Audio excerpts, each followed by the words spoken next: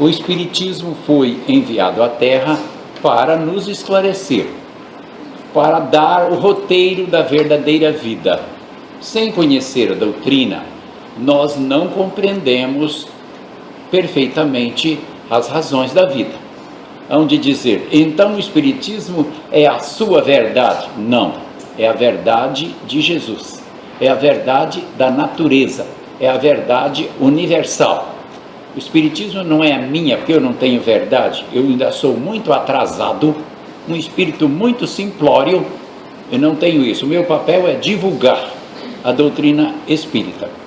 E o Espiritismo foi enviado à Terra por Jesus, chefiado, a equipe que veio trazer o Espiritismo foi chefiada por um espírito chamado Espírito de Verdade, que é um cargo, uma denominação, que desde a época de Jesus já era desempenhada, como ele mesmo disse, eu enviarei o Consolador. O Espiritismo é esse Consolador, esclarecendo a humanidade. Conforme está no Evangelho, considerada a primeira revelação de Deus através dos 10 mandamentos, e dos 10 mandamentos, do Sinai até a chegada de Jesus, 1000 e poucos anos se passaram, e o povo de Israel ficou limitado àquelas leis que os profetas se referiam. E o que os profetas prometiam?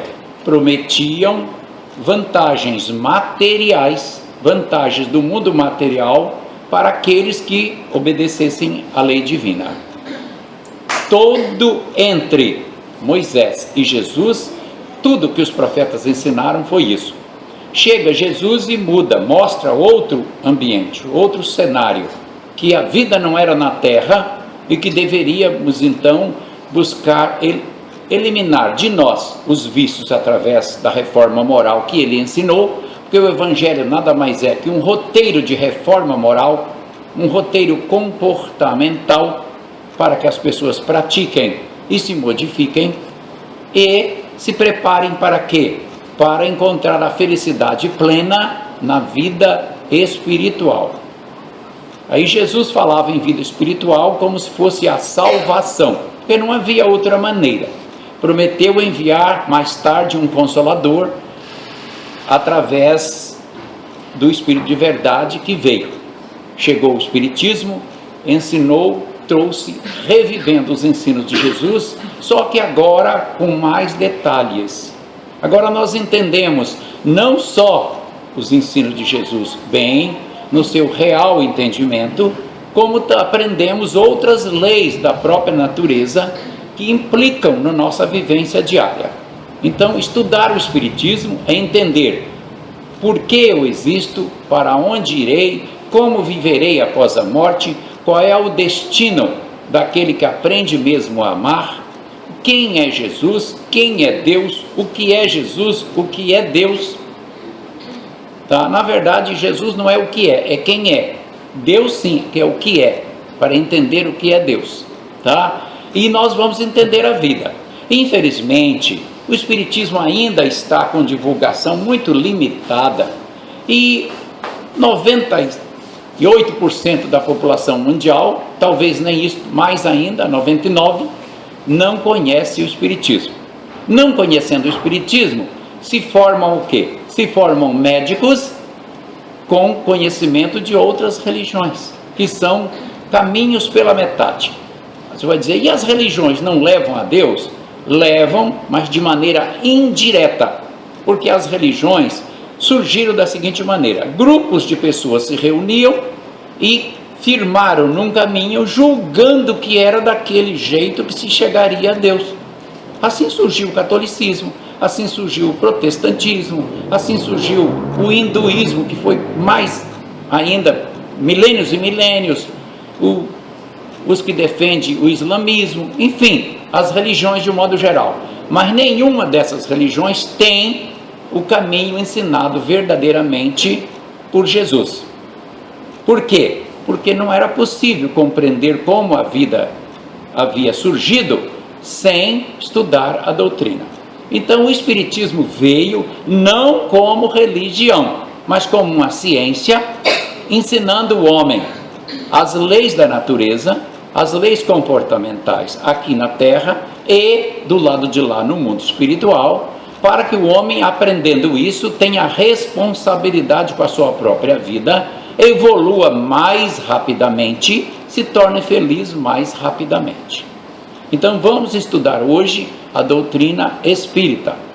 Todo aquele que conhece uma ciência e conhece o espiritismo, erra muito menos, analisa muito menos. Por exemplo, você vai ao médico, psiquiatra, e diz: meu filho está nervoso, escuta vozes, ouve vozes, ora fica nervoso, ora não fica, e você vai dando os detalhes do comportamento do filho. O psiquiatra faz o quê? Ele acha que ele é culpado de tudo? Acha. Ele se põe em culpa, ele tem medo onde não devia ter, e ora ele tem um comportamento aparentemente normal, tem bastante inteligência, passa em qualquer prova, mas no outro dia ele está totalmente amuado, diferente, meio depressivo, querendo brigar. Ele, sabe o que seu filho tem? Vai dizer o psiquiatra. Sabe o que seu filho tem? Sabe? Seu filho está com problemas mentais, tá? Seu filho está desajustado, está com esquizofrenia. Porque a esquizofrenia apresenta esse tipo de comportamento. Não existe ainda no planeta Terra nenhuma universidade que tenha descoberto algum tipo de exame que constate exatamente que uma pessoa é esquizofrênica ou não. Não existe. Então, como é que um profissional diz que uma pessoa está esquizofrênica? Ele supõe pelo comportamento da pessoa. Porque ele ouve vozes, porque ele tem medo, porque ele fica desestruturado emocionalmente, aí diz esquizofrenia. Aí esta pessoa vem e traz o filho aqui na casa espírita, examina a vida do filho, analisamos e diz: não, seu filho tem mediunidade. Mediunidade, o que é isso?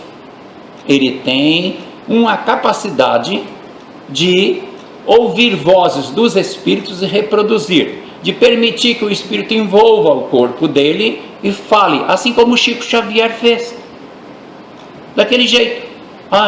E ele também escreve? Não, ele não quer dizer que ele tenha o dom da escrita, que ele seja psicógrafo, mas ele tem mediunidade que nós chamamos vulgarmente de incorporação, mais precisamente psicofonia.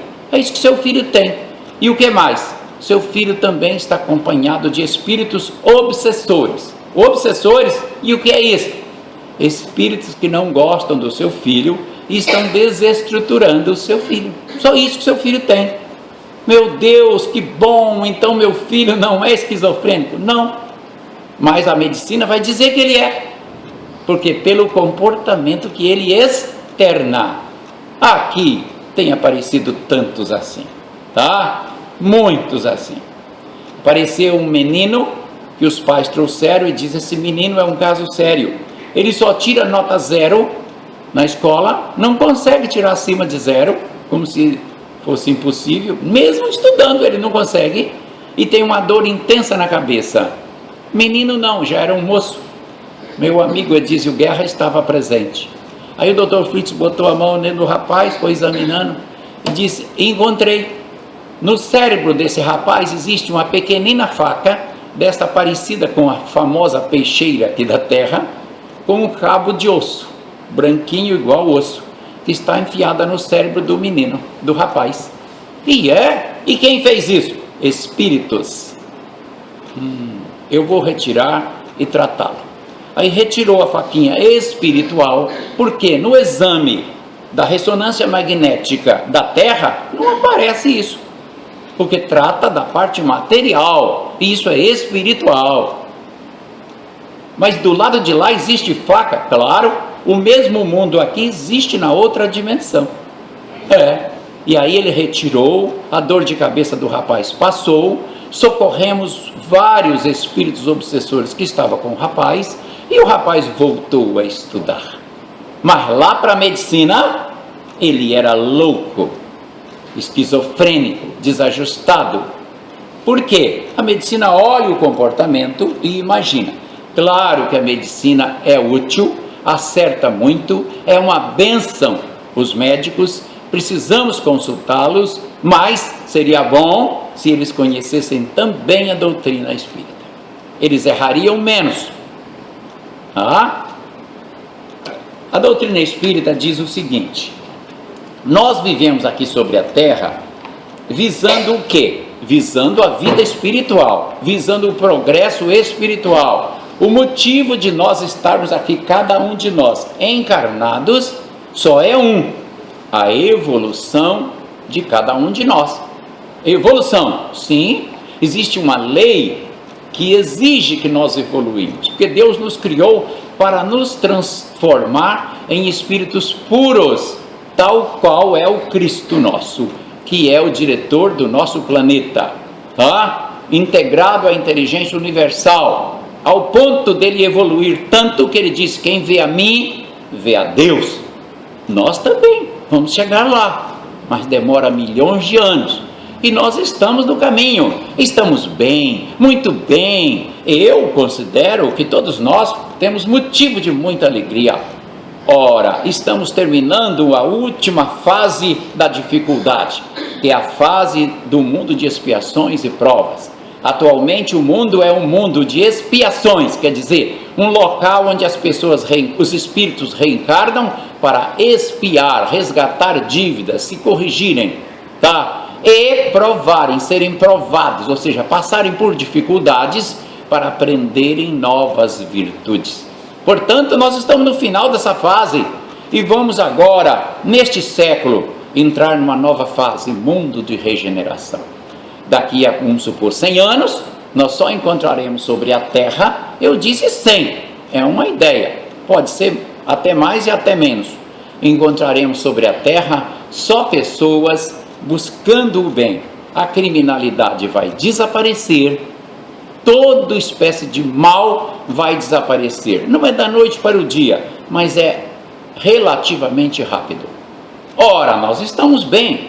Daqui a poucos milênios seremos todos nós espíritos iluminados, felizes, e nem precisaremos reencarnar mais. Eu disse poucos milênios. O que é 20, 30 milênios para quem já viveu 1 bilhão e 500 milhões de anos? Como eu já vivi, como você já viveu? Ou você acha que você foi criado agora? Não.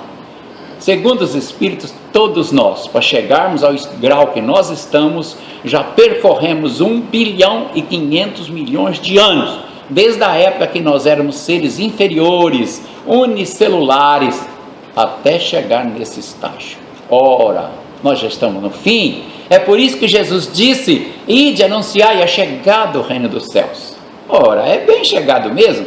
Para nós o que falta para a plena felicidade é como se você tivesse um dia inteiro passando intensa dor e alguém dissesse: meu filho, faz 23 horas e 55 minutos que você grita, não é? Pois daqui a 5 minutos você estará curado.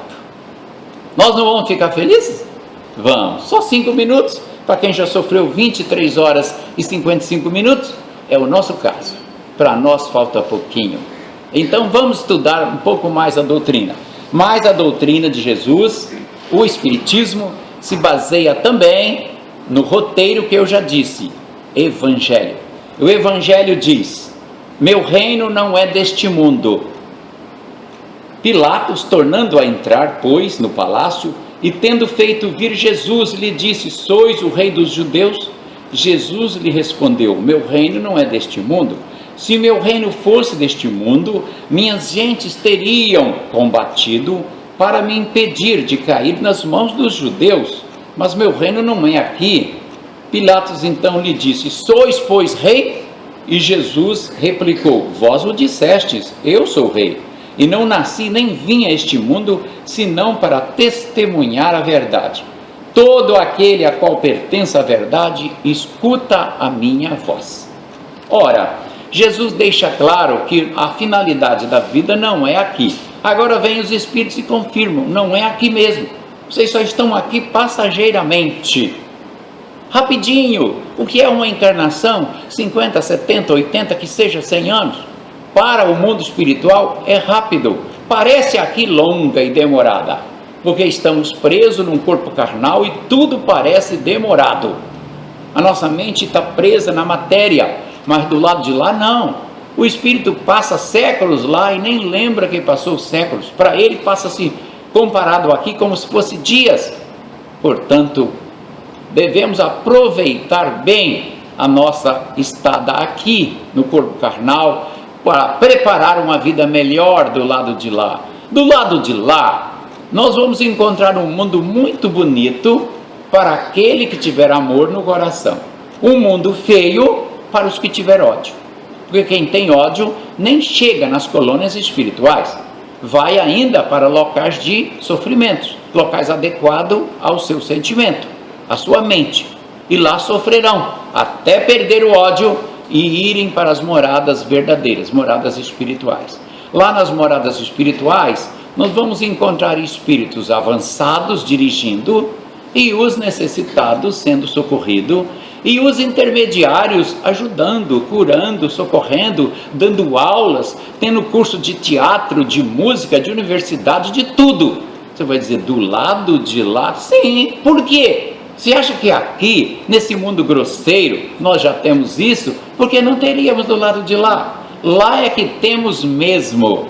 E lá temos professores gabaritados, tá? Que ele lê o seu pensamento, joga o que você precisa. O mundo dos espíritos é uma vida maravilhosa, mas para desfrutar, nós temos que ter méritos. E aqui a vida tem que ser feita de mérito. Aqui ele perguntou a Jesus, sois rei? E Jesus confirmou. Os espíritos dizem, não. Jesus quis dizer que era rei, quer dizer, eu sou o rei da verdade. Como dizem assim, Roberto Carlos é o rei da música popular, não é assim? Pablo Neruda seria o rei da literatura, Machado de Assis o rei dos escritores brasileiros, assim, nesse sentido. O rei com mérito, não é um rei formal, um rei que reina tipo país, não é. É um rei do amor, o rei da verdade. Por isso que ele confirmou, sim, sou o rei, eu sou a verdade e a vida. Aí Pilatos diz, o que é a verdade? Jesus não respondeu, porque Pilatos não tinha condições de entender. E nem nós ainda temos, mas podemos fazer algumas elucubrações sobre a verdade. Hoje, com a doutrina espírita, sabendo que nós evoluímos, e enquanto não evoluímos, como é que nós agimos? Influenciados pelos nossos instintos e pela nossa ignorância, pelos nossos hormônios, pelos nossos interesses. Então nós não conseguimos discernir exatamente aquilo que queremos e o que convém. Já repararam que é assim? Por isso que nós erramos muito. Nós dissemos, é isso que é o certo. Aí daqui a 20 anos, é mesmo.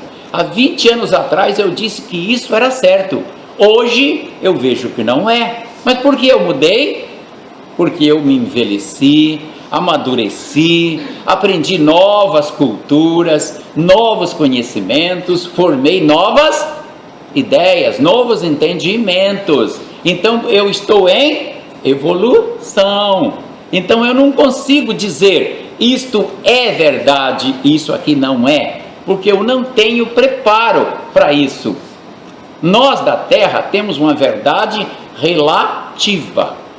Agora, Jesus não. Jesus diz, eu sou o caminho, eu e o Pai somos um. Ele quis dizer, eu estou integrado à inteligência universal, e ele não falou por causa da humildade.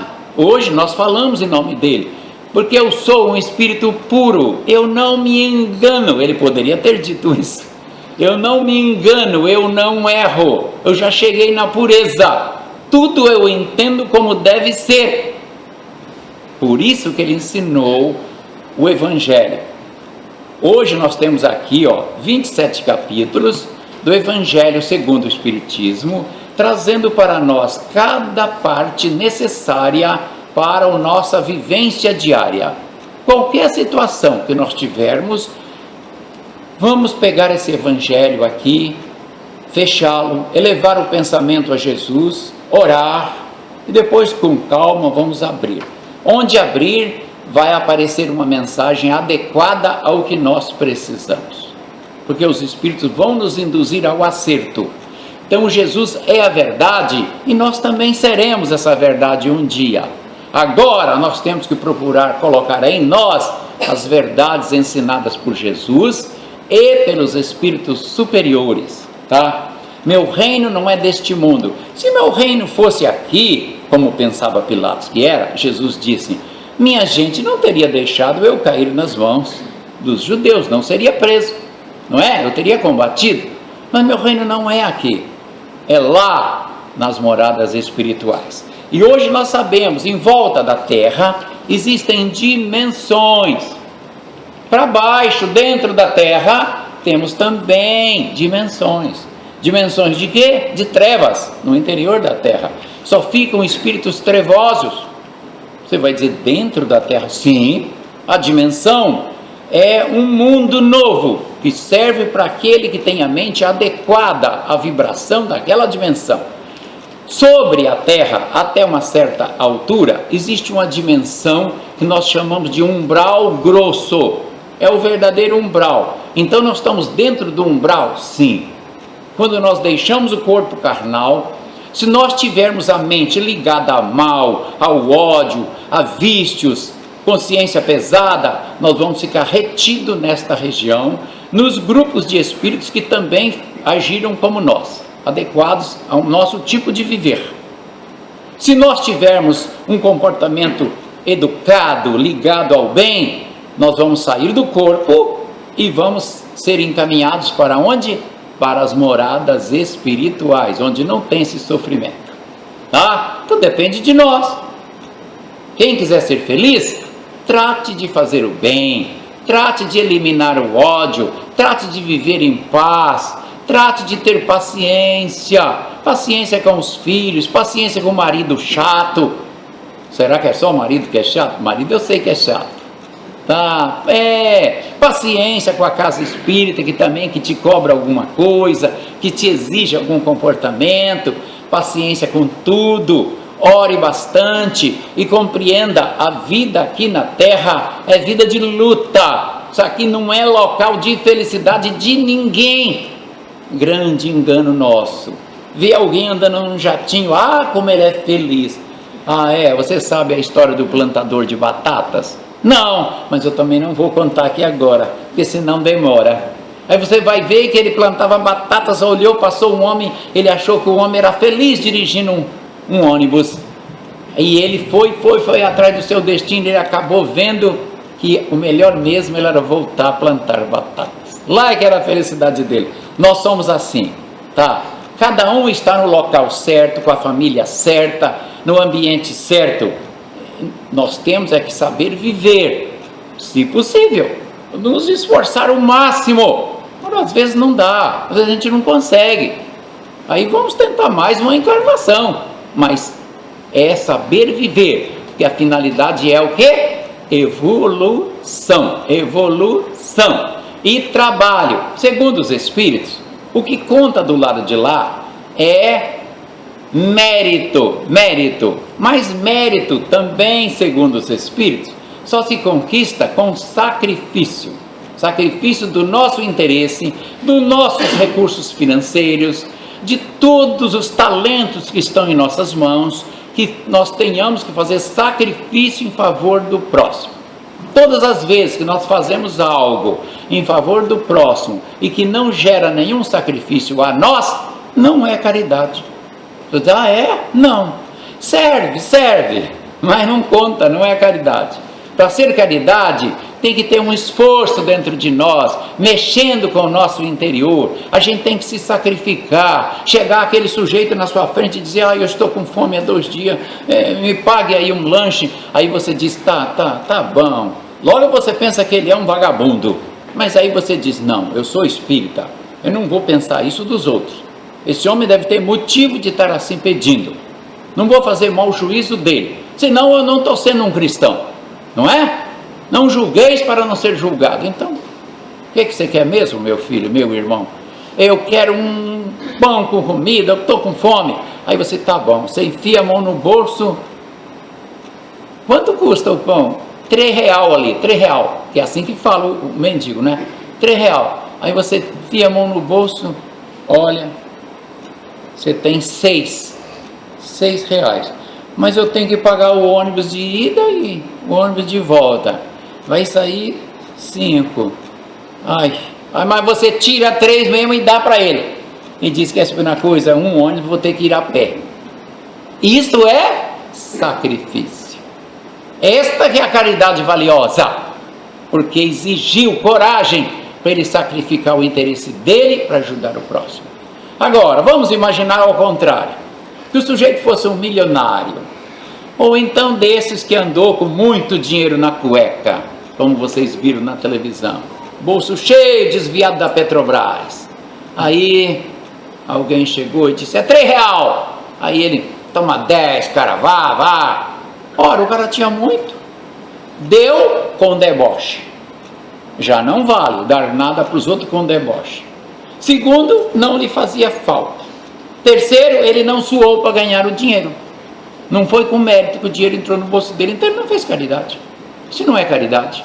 A caridade exige sacrifício. É o médium que vem de longe, deixa de estar vendo programa de televisão, deixa de estar lendo um bom livro, deixa de estar no aconchego do seu lar, para vir aqui servir ao próximo. Isto é caridade.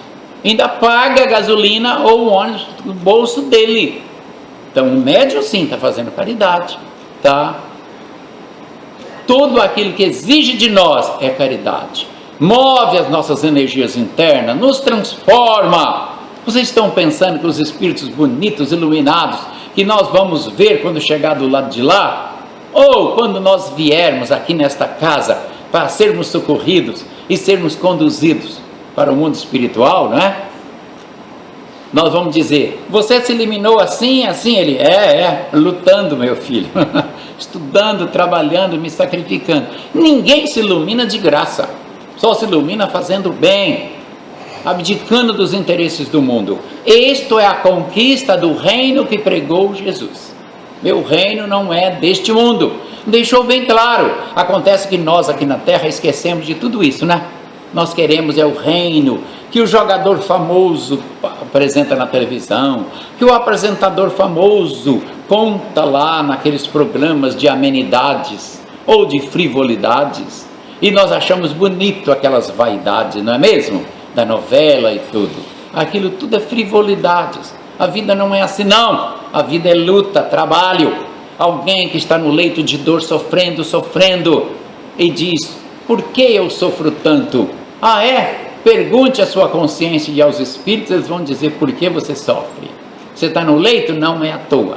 Você precisa passar pelo leito de dor.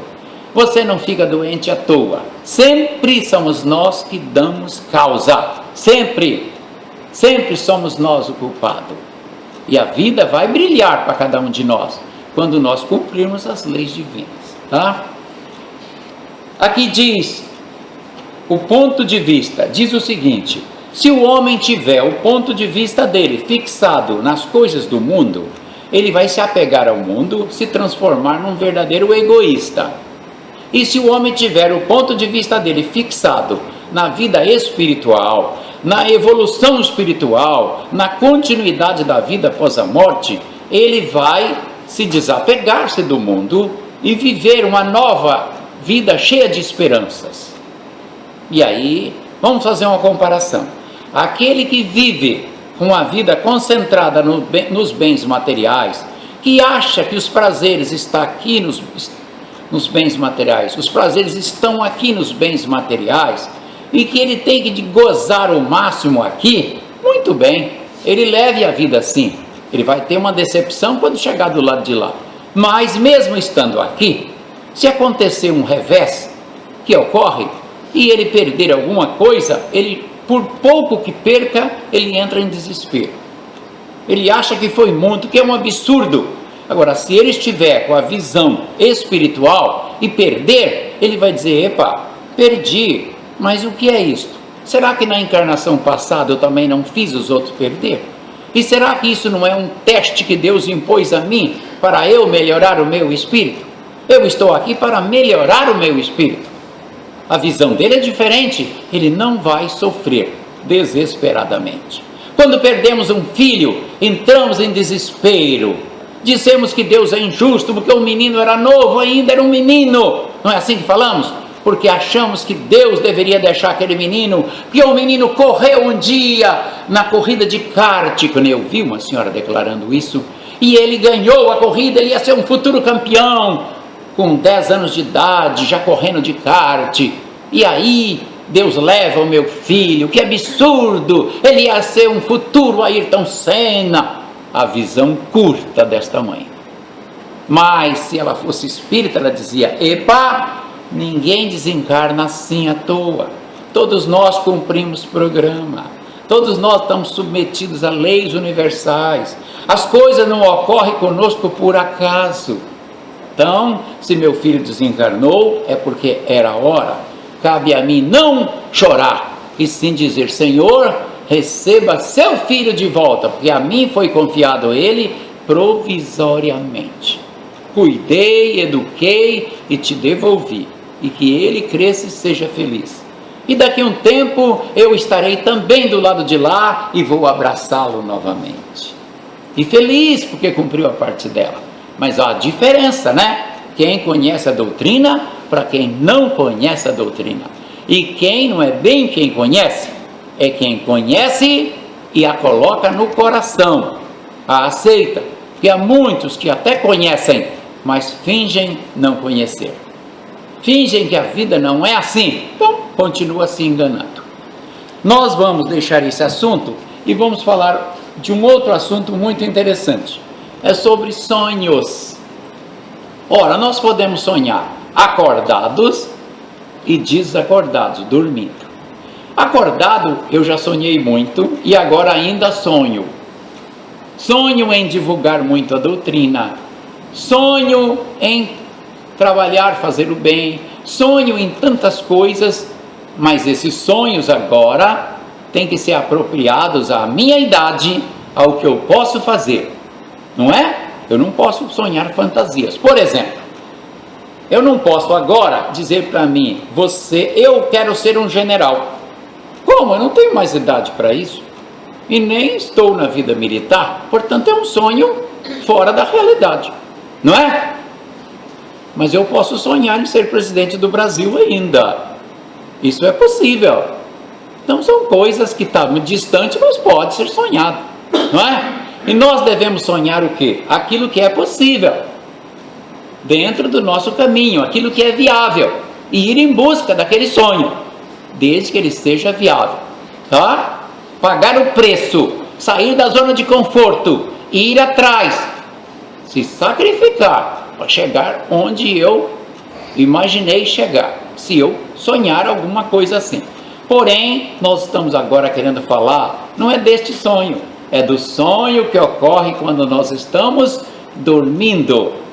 Muitos dizem: eu sonhei essa noite. Eu sonhei que eu ia ter uma vida assim, que eu ia ganhar muito dinheiro, que eu ia fazer isso e fazer aquilo. Eu sonhei que estava viajando nos Estados Unidos. Primeiro era Miami, depois Orlando, depois... Sempre essas cidades, já reparou? É sempre Disney World, até dobro a língua para falar Disney World, né? É sempre assim, pura vaidade.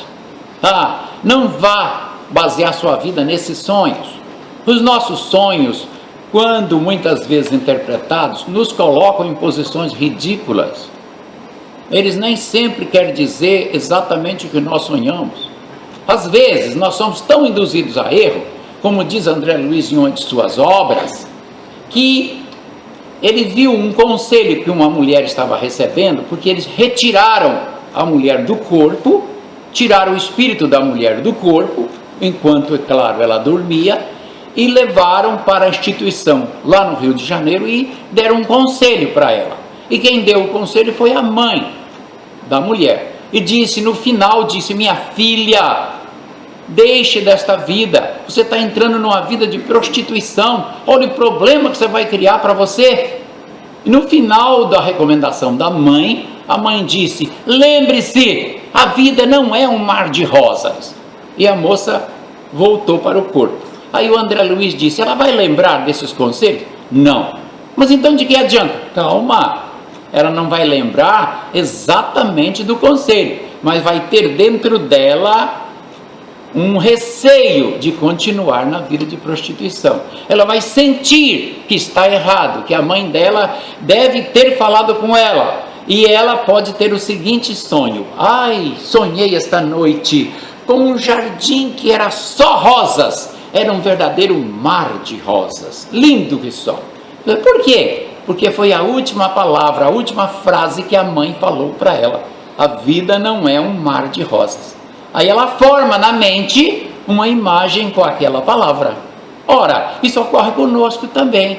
Ai, eu sonhei com tal coisa. E aquilo nada mais é que uma criação da nossa mente, de alguma palavra que ouvimos, de espíritos que nos ajudaram, que nos orientaram. Então, não confie em sonho. Mas se o sonho vier mais de uma vez, sente na cama e ore a Jesus e peça para te guiar a interpretação daquele sonho. Aí se ele vier de novo, ore novamente e vai orando. Se não vier a resposta, é porque não era um sonho significante, que você não tem que saber. Mas se vier, você vai entender por quê, tá? Portanto, não fique dizendo: eu sonhei com borboleta, é uma visita que vai chegar. Isso não é verdade, tá? Ai, eu sonhei com cobra. Ai, é minha sogra. Coitada da sogra. Logo põe culpa na sogra. Não fique pensando isso. Essa história de você ver no rádio, na televisão ou em livros, respostas de pessoas que escrevem livro dando respostas a sonho, é pura fantasia. Não é verdade.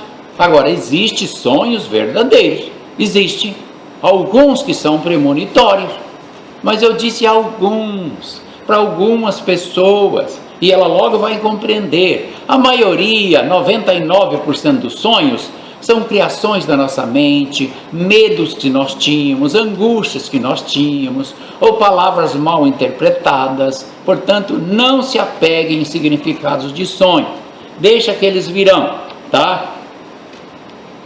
Dizem assim: ah, mas José do Egito teve um sonho. Todo mundo quer interpretar sonho como se fosse o José do Egito. Ora, é preciso compreender o seguinte: o José do Egito não era um espírito qualquer, era um espírito avançado, era um espírito missionário. Ele nasceu no meio do povo hebreu, dos filhos de Jacó, para desempenhar aquela missão, para ir ao Egito e trabalhar daquela maneira que ele trabalhou, com afinco, com cuidado, para deixar o rei extasiado diante do trabalho que ele ia realizar, para diante da mediunidade dele, o rei ficar tão encantado e o nomeá-lo como visor-chefe, e ele poder trazer o povo de Israel, que estava previsto, era uma missão, tanto para ele quanto para o povo de Israel, e essa missão não podia ser concedida a um espírito qualquer. São grandes espíritos que aceitam essas missões, espíritos avançados, bem avançados, espíritos que nem precisam reencarnar mais entre nós aqui na Terra, tá? E ele então, com a mediunidade bastante poderosa, quando contaram para ele: olha, o rei contou, eu tive um sonho, 7 vacas magras comeram 7 vacas gordas. Ele, e o que mais? 7 espigas de milho. Não tinha milho naquele tempo. Ah, não, trigo. 7 feixes, né, de trigo. Bem magrinho, engoliram os grossos. Aí, pensa que foi José que interpretou o sonho, é? Não. Espíritos missionários não estão só. Ele não desempenha a missão dele sozinho. Ele vai reencarnar e fica uma equipe espiritual dando apoio a ele, acompanhando ele, como era o caso do Chico Xavier. Aí, quando José ouve, os espíritos já na mediunidade dele, dando a interpretação para ele. Ele não precisou nem raciocinar. Aí ele repetiu o que a espiritualidade passou para ele. E o rei, feliz, deu a incumbência para ele salvar o Egito, e ele assim o fez, tá? Outro José também, o José da Maria, o pai de Jesus, né? Também recebeu o aviso direto, mas mais uma vez, não se tratava de espírito simples, é espírito bastante avançado. Esses dois Josés, tanto do Egito, quanto o que foi responsável por Jesus, o verdadeiro pai de Jesus, tá? Vocês acham que Jesus ia escolher para ser pai dele um espírito atrasado, é? Não teria condições, tem que ser um espírito bastante avançado, como era Maria e como era José. E então, José, com a mediunidade também bastante desenvolvida, recebeu o aviso do Espírito Gabriel, o famoso anjo Gabriel, né? Nós não podemos querer dizer, se eles entenderem o sonho, eu também vou sonhar como José. Não, nós estamos muito longe disso. Deixa vir como nós podemos, do jeito que nós entendemos, e oramos. Se nós entendermos, tudo bem, se não entendermos, esqueça. É porque não é para entender, porque é um sonho que nada significa. É um sonho nascido às vezes de ânsia, de medo, de angústia, ou de projeção mental. A gente faz projeção mental. Nosso tempo está praticamente esgotado, mas ainda assim, eu gostaria de lembrar que a nossa maneira de viver aqui na Terra produz em nós desajuste, e nós nem sabemos que isso vai acontecer, e depois numa outra encarnação nós recebemos as consequências no nosso corpo. Eu vou citar 2 ou 3 exemplos rapidinho, por causa do nosso tempo. Uma determinada senhora resolveu viver uma vida de folga, namorava e namorava, mas casar que é bom, nada. Resolveu um dia se casar, mas o marido disse, meu bem, nós queremos ter 3 filhos. Não, eu filho? O que é isso? Se acha que Maria dos Anzóis Pereira, com esse corpo aqui, vai ficar buchuda? Porque é buchuda que eles falam, né? Vai ficar buchuda? Eu não vou estragar meu corpo com bebê. E quando ela via uma mulher grávida, essa aí, buchudona, coisa feia, debochava das mulheres grávidas, não ficou grávida, levou uma vida inteira brincando com a vida e rindo da maternidade. Desencarnou aos 52 anos de idade. Tudo bem. Noutra encarnação, ela veio, de repente casou-se. Ela que estava dizendo ao contrário, meu marido, eu quero ter 4 filhos. Agora já é 4, né? 4 filhos. De repente ela não ficava grávida. Procurou o médico examinou e disse, a senhora não tem útero. Eu não tenho útero? Não. Como eu posso nascer sem útero? Nasceu sem útero. Depois que chegou aos 30, começou a sentir dores intensas na região da madre, e gritava de dores, e não sabia por quê. Por que eu sofro tanto? Aí o espírito se comunica avisando, você plantou, agora está colhendo. Abusou da maternidade e das senhoras que estavam trabalhando em favor do próximo, que precisa reencarnar. A maternidade é uma bênção. Onde se viu viver um comportamento desse? Agora ela passou a vida inteira doente, de 23 anos até os 50, por causa disso. Plantou numa encarnação, colheu na outra. Só que na outra não é suficiente. Às vezes numa encarnação só você não consegue se desvencilhar daquele desajuste que a gente provoca, tá? Então é preciso muita responsabilidade. Uma outra também passou muitos anos na prostituição e, convidada a deixar a prostituição, ela disse, não, eu gosto dessa vida. Muito bem. Quem explica isso é o espírito André Luiz. Ele diz, ela voltou na outra com muitas infecções no endométrio, ou seja, gritava em dores de metrite, infecção do endométrio, e nada conseguia curar, decorrência do mau uso da madre, tá? Todas as vezes que nós abusamos, acontece isso. Mais um caso para nós encerrarmos. Uma determinada moça em Minas Gerais, se apaixonou por um rapaz. Mas o rapaz era um moço de má vida, não tinha um comportamento adequado. E os pais reprovaram. Não, esse moço não tem uma boa vida, é um moço que não tem trabalho, não tem profissão, não é honesto como dizem, mostram que ele não é honesto. Eu não quero você envolvida com um rapaz desse. E não deixou. Pegou a moça, mandou para outra cidade. E ela foi obrigada a esquecer a paixão dela. Ela voltou alguns anos depois. Quando a moça começou a circular lá em Uberaba, ela se apaixonou de novo.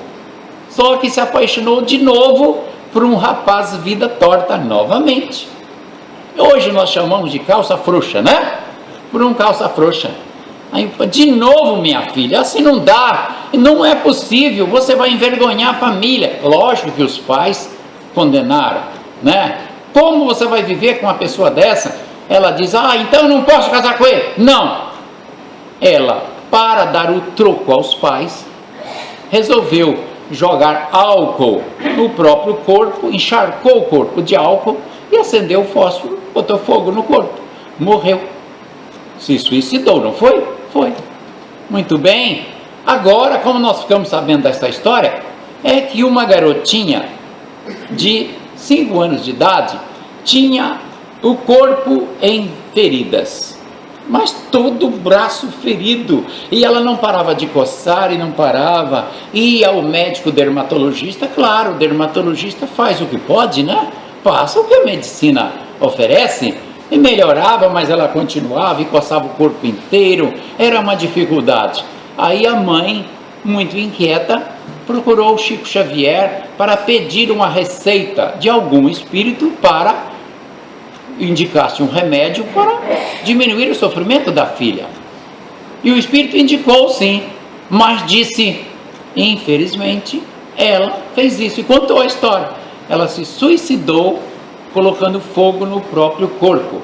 Você vai dizer, isso ocorre como? Ora, se nós colocarmos fogo no nosso corpo, através do encharcamento de alguma coisa, de álcool, de gasolina, de outra substância, o que vai acontecer? Nós vamos lesionar a nossa derme, né? A nossa pele. E isso fica registrado no nosso corpo espiritual. É o perispírito, é o corpo que cobre o espírito. E nós vamos para o lado de lá em situação difícil, e quando nós voltarmos a reencarnar, nós vamos trazer os danos que nós provocamos no nosso perispírito. E aí o nosso corpo atual vai sentir muitas coceiras, as consequências disso. Ora, esses casos que estou lhes contando é para mostrar que nós sempre colhemos aquilo que semeamos. Tá? Muito obrigado por terem me ouvido.